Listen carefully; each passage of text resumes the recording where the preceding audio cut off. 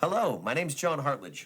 Welcome to my channel. Today we're going to talk about a wine that's useful in any season of the year and almost any wine and food situation, Sauvignon Blanc.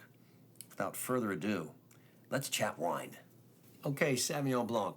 A couple of quick issues that you need to be aware of in wine. So in the American market, you'll find Sauvignon Blanc. You also find Fumé Blanc. But now, Fumé Blanc usually has the tagline, Dry Sauvignon Blanc. That's just a throwback to one of the original villages in France that's famous for Sauvignon Blanc, called Puy-Fumé, also Sancerre, and that same, it's like very close, another village in the Loire Valley of France. And the other area of France where Sauvignon Blanc is very common is in Bordeaux. So the white's in Bordeaux. But in the American market, you'll find Sauvignon Blanc. Also, New Zealand is very common, very popular. Marlborough, New Zealand, really nice area for Sauvignon Blanc. But one area that's not as well known for it is Chile. And I found a real nice one called Route 1 Sauvignon Blanc.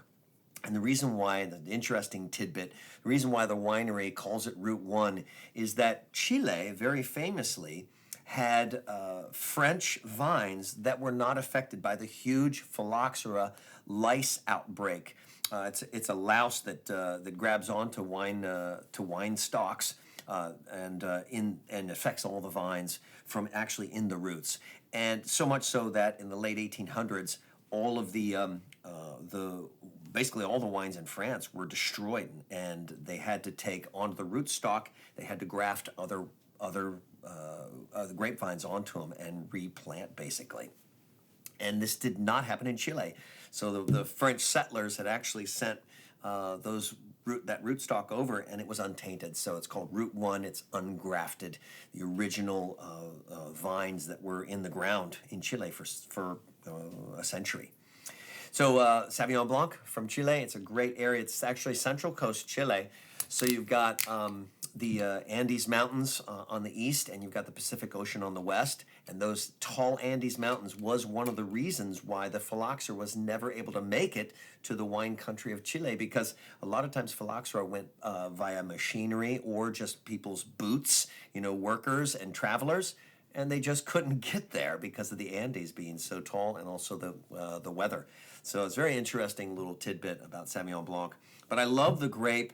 It tends to deliver classically a grassiness in the aromatic, like a fresh cut grass or hay, herbaceousness. So some people will say a bright asparagus, so it goes very well with salmon.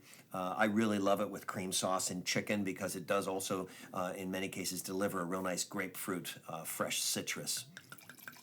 And you notice it was a twist-off cap, so it didn't need the wine opening implement. And usually it's pretty fresh and pretty bright, and doesn't really need to be aerated.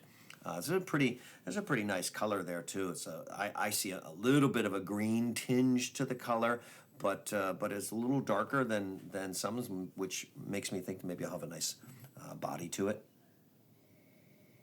Very fresh, nothing particularly grassy. Certainly nothing offensive happening in the aromatic. Really easy. I would say like a light green. Maybe there's that little bit of grapefruit. Everything's understated, but really easy on the palate. So I would use this on the deck. I would use it with appetizers, and I think I would go as far as salmon. There's enough acidity there that even the oiliness of salmon is going to cut through and mix with that really well, really nicely. I don't know if I'd go heavy cream sauce or butter because it is so smooth with a very light acidity. So I wouldn't go as heavy as that. I'm saying this is a food match for a salmon or an oily fish, but not as far as heavy buttered or cream sauce. Thank you for joining me for this episode of Let's Chat Wine. Any wines that I mention can be found detailed in the description below. If you like the video, give me a thumbs up. And don't forget to subscribe and hit that bell so you won't miss any new episodes. If you have an interesting comment or a wine that you'd like me to taste, leave it in the comment section below. And listen, visit me again. Let's chat wine.